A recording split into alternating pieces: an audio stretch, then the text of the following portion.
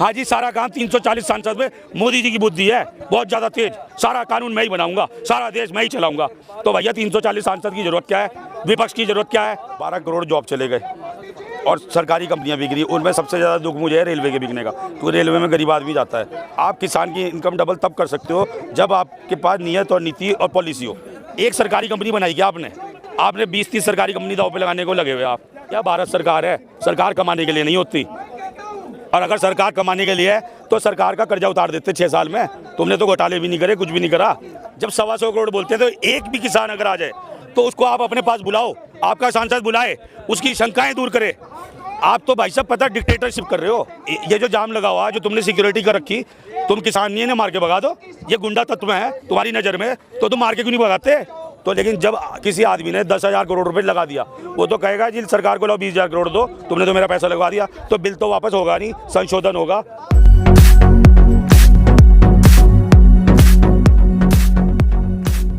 ये ऐसा है ना, मोदी जी पे या सरकार पे, सरकार नहीं बोलूँगा, मोदी जी पे और अमित शाह जी पे पहले हमने 2014 में फेथ किया था। उन्होंने कहा था 12 करोड़ रोजगार देंगे, और उससे पहले हमारी सरकार की वो थी पॉलिसी की, भूमि अधिग्रहण बिल नहीं लाएंगे, प्राइवेटाइजेशन नहीं करेंगे, FDI नहीं लाएंगे। तो इन्होंने वो काम जो है कांग्रेस का विरोध करते थे सारे करे। 12 करोड़ जॉब चले गए और सरकारी कंपनियां बिक रही। उनमें सबसे ज़्यादा दुख मुझे है रेलवे के बिकने का, क्योंकि रेलवे में गरीब आदमी जाता है। मुझे एक चीज़ बताओ, किसान की इनकम आप डबल कैसे करोगे? आप किसान की इनकम डबल तब कर सकते हो जब आपके पास नीयत और नीति और पॉलिसी हो। पॉलिसी इसलिए नहीं है, अगर आप किसान को देखते हो तो किसान डीजल पे चलता है खेत में, और आपके ट्रैक्टर में सब जगह डीजल, ठीक है जी, और 12 में डीजल लगता है। और जो ट्रांसपोर्ट होता है, सब्जियों का आदान प्रदान एक स्टेट से दूसरे स्टेट, वो डीजल पे होता है। अगर आप किसान के वेलविशर होते तो आप किसान के लिए डीजल का प्राइस पेट्रोल के बराबर ना करते। सबसे बड़ी चीज़। दूसरी चीज़, मुझे एक चीज़ बताओ, किसान है ज़मीन की, ज़मीन है किसान की। तो मान लो किसी की कोई चीज़ है, मान लो किसान की ज़मीन है, मोदी जी का PM पद है। अगर हम किसान यूँ कहते हैं जी हम ज़मीन दे रहे, आप अपना PM पद किसी और को दे दो, तो क्या मोदी जी दे देंगे? तो जब मोदी जी अपना PM पद नहीं दे सकते, जो 5 साल रहना है, किसान की ज़मीन तो 200 साल पहले और 200 साल बाद रहनी है। तो वो किसान को, अगर ज़मीन उनको फ़ायदा देखना था किसान का, तो किसान को बिठाते इस विधेयक में, इस बिल में, और उधर जो है खुद अपने सरकार को बिठाते। जहाँ सहमति बनते, अगर किसान को लगता है मेरे फ़ायदे में, मेरा फ़ायदा आप ज़बरदस्ती कैसे करोगे? और मुझे आप पे फेथ ही नहीं है। आपने अब तक रोज़गार दिए, आप तो यहाँ पर पता नहीं क्या है, बोलना नहीं चाहिए कि आपने तो हर चीज़ बेची है। एक सरकारी कंपनी बनाई क्या आपने 20-30 सरकारी कंपनी दाव पे लगाने को लगे हुए आप। एक सरकारी कंपनी तो आप बनाते, आपको रेलवे दिखा बेच दिया। मतलब आप तो गुजराती का जो फंडा है 2 दूनी 4, मोदी जी को ये लगता है 2 लाख नौकरी कहीं रेलवे में कहीं खाली है सी, वो वैकेंसी नहीं निकालते। फिर वो कहते हैं मुझे जॉब देना है। भैया उस कदम पे तो आप बढ़ नहीं रहे जॉब देने के, वैकेंसी आप निकाल नहीं रहे। मोदी जी सोचते हैं 2 रुपये भी निकल रहे ना, वो मेरी जेब से निकल रहे। भैया भारत सरकार है, सरकार कमाने के लिए नहीं होती। और अगर सरकार कमाने के लिए है तो सरकार का कर्जा उतार देते 6 साल में। तुमने तो घोटाले भी नहीं करे, कुछ भी नहीं करा। और उसके आर्थिक स्थिति ऐसी कोई GDP -24।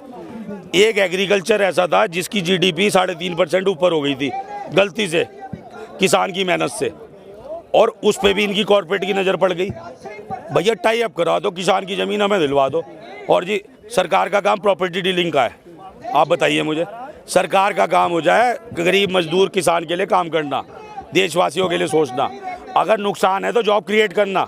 ये नहीं है सरकारी नौकरी से निकाल दो, ये कर दो, प्राइवेटाइजेशन कर दो। अजी 10 करोड़ का लॉस हो गया, हम विदेश यात्रा करके आए, एक कंपनी बेच दो 20 करोड़ आ गया, क्योंकि खजाना बढ़ना है।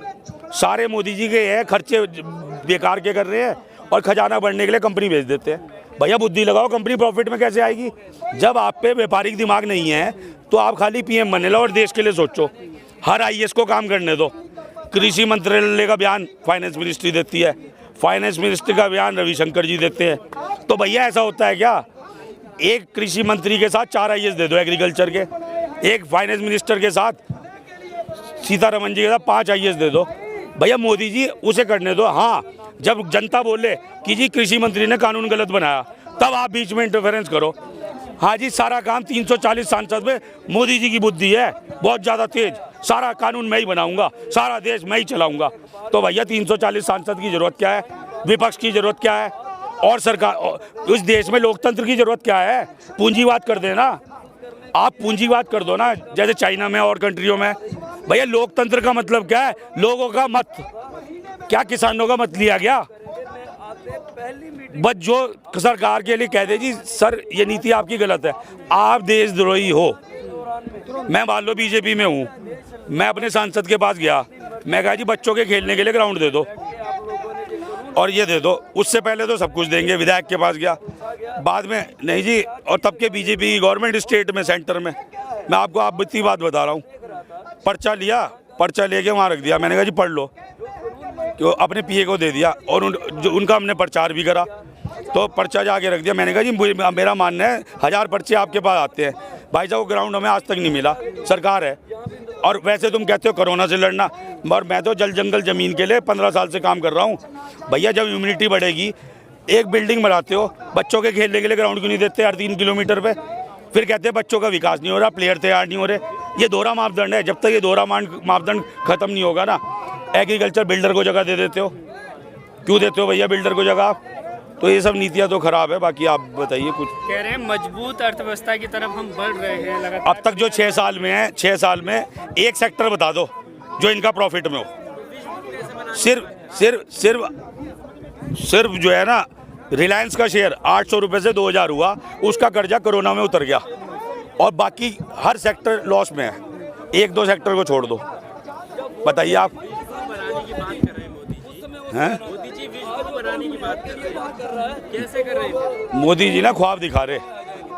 रावण भी लास्ट तक बिल्कुल, मतलब बोलना नहीं चाहिए, रावण खैर पूजनीय है, वो लास्ट तक यही रहा जी मैं तो मतलब चारों वेदों का ज्ञाता हूँ, सीता माता को उठा के मैंने सही करा।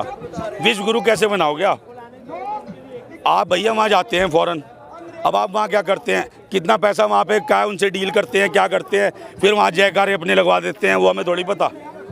इकनॉमी देखो ना, आपकी इकनॉमी, आपकी सैलरी बढ़ी क्या? किसी की बता दो, किसी की सैलरी 2 साल में बढ़ी हो, और बल्कि आधी हुई, तो भैया आप खुद देख सकते हैं किसी की सैलरी नहीं बढ़ी। और जो रेलवे था, मैं ये कह रहा हूँ रेलवे में आप 200 रुपये बढ़ा दो, सरकार बढ़ाएगी, हमें मंजूर है। अंबानी तो 500 बढ़ाएगा, अडानी तो 500 बढ़ाएगा, कोई भी उद्योगपति, अंबानी अडानी छोड़ दो, वो तो ज़्यादा ही बढ़ाएगा। तो फिर बताओ, नीति तो है नहीं आपके पास। कह रहे हैं कि बहुत थोड़े से किसान हैं, विपक्ष राजनीति कर रहा है, हाँ। गुमराह कर रहा है। चलो मैं कह रहा हूँ एक भी किसान है तो मोदी जी यूँ कह देना 80 करोड़ की जनता, वो 125 करोड़ जनता क्यों बोलते हैं? जब 125 करोड़ बोलते हैं तो एक भी किसान अगर आ जाए तो उसको आप अपने पास बुलाओ, आपका सांसद बुलाए, उसकी शंकाएं दूर करे। आप तो भाई साहब पता डिक्टेटरशिप कर रहे हो, आप बुलाते क्यों नहीं? आपका सांसद क्यों नहीं बुलाता?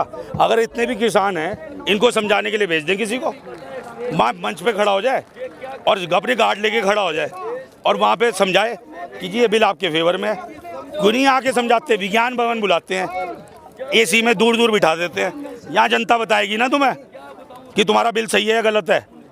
किसान नहीं है तो ये क्या है? इनका आधार कार्ड देख लो, आई कार्ड देख लो, वोटर कार्ड देख लो। क्या है जी? वोटर कार्ड, आधार कार्ड किसी के पास है? देख लो अभी। अच्छा चलो, किसान नहीं है तो तुम किससे अपने भूत से बात करते हो वहाँ? जब किसान है ही नहीं तो तुम बात किससे बुला रहे? और ये जो जाम लगा हुआ है, जो तुमने सिक्योरिटी कर रखी, तुम किसान नहीं है ना, मार के भगा दो। ये गुंडा तत्व है तुम्हारी नज़र में, तो तुम मार के क्यों नहीं भगाते? क्योंकि तुम्हारी सरकार हिल जाएगी। लगातार सरकार वार्ता कर रही है, आज किसानों ने भारत बंद किया है, तो क्या लगता है इसके बाद से कानून वापस लेगी कैसे? देखिए मैं आपको स्पष्ट बताऊं, मेरी बहुत दूरदृष्टि है, मैं ज़्यादा ज्ञानी नहीं हूं। ऐसा होता है, इसमें गलती किसी कॉर्पोरेट की नहीं मानते हम। जब कॉर्पोरेट को तुमने आशा दिखाई कि तुम लैंड पहले से ले लो, किसान तो मेरी हाथ की पुतली है, मैं उससे ज़मीन दिलवा दूंगा, वो वहाँ पर ले चुके हैं इन्वेस्टमेंट, जैसा मैंने सुना। अब कंफर्म है नहीं है, आप टीवी देख लो, रिसर्च कर लो। ये सुना है हरियाणा में उसने ले ली, कटिहार में उसने गोडाउन बना लिए, ये सब मैं सुनता हूँ मीडिया में।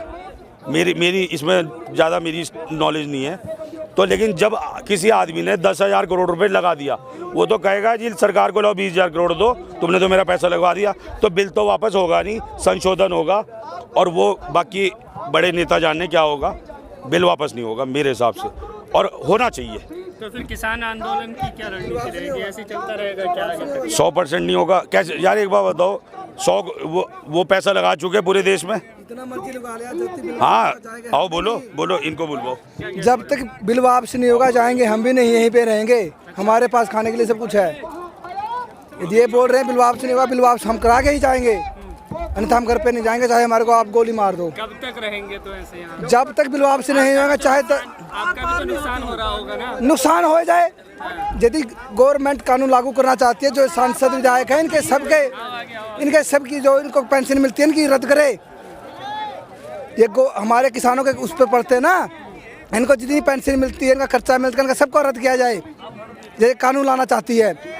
और जो बॉर्डर पर फौजी खड़ा ना, उसके परिवार को सुविधा मिलनी चाहिए, उसकी परिवार की पेंशन लगनी चाहिए। मोदी जी की बात पे भरोसा नहीं है, वो कहते हैं कि एमएसपी खत्म नहीं होगी। खत्म नहीं होगी हम भी नहीं जाएंगे, खत्म नहीं होगी हम भी नहीं जाएंगे। हम यहाँ पे बैठे हैं, हमारे देखो घर पे काम चले जाएगा, हमारी वाइफ ऐसी नहीं, गोली लग जाए कोई बात नहीं, वैसे भी हम लोग मरे पड़े हैं। क्यों किसान के पास इतनी गुंजाइश किसी के पास नहीं है भी वो अपनी फसल बीज ले। अब ये तक हमारे सरकार मानती है, आइए ना, सरकार मानती है अभी धान की लागत 1250 रुपये आती है, सरकार मान रही है। मंडी के अंदर 700 रुपये क्विंटल धान बिक रहा है, सरकार कहाँ, किसान कहाँ से भराई कर देगा भाई? सही कह रहे हैं। आप कहाँ से आए हैं? बहड़ी तहसील बहड़ी जिला बरेली। बरेली से आए हैं। क्या कहना चाहते हैं सरकार से? सरकार से यही कहना चाहते हैं कि जो काले कानून बनाए इनको वापस करें और काश्तकार को आज़ाद करें। वो तो कह रहे हैं कि काश्तकार को मजबूत बनाने के लिए। कहाँ मजबूत बनाया, हम तो और मजबूत गए, हम तो जब मजबूत है वो भी नीचे गिर गए। हम हमारे 1800 रुपये रेट है, 1200 रुपये 1100 में हम माल बेच रहे, तो क्या मजबूत बना दिया? किसानों के हित में कोई काम नहीं कर रही है कि सरकार? कुछ नहीं, कोई नहीं करा। गन्ने का पेमेंट नहीं दिलवा पा रही, पिछले साल का भी तो पेमेंट नहीं मिला, आगे गन्ना उधार ले लिया, 1 महीना 1.5 से मिल चल रही है, बाकी धान का पेमेंट नहीं हो रहा। धान हमारे घरों में पड़े हुए हैं, आधी कीमत मिल रही है, तो कहाँ से हमारा प्रॉफिट हो गया?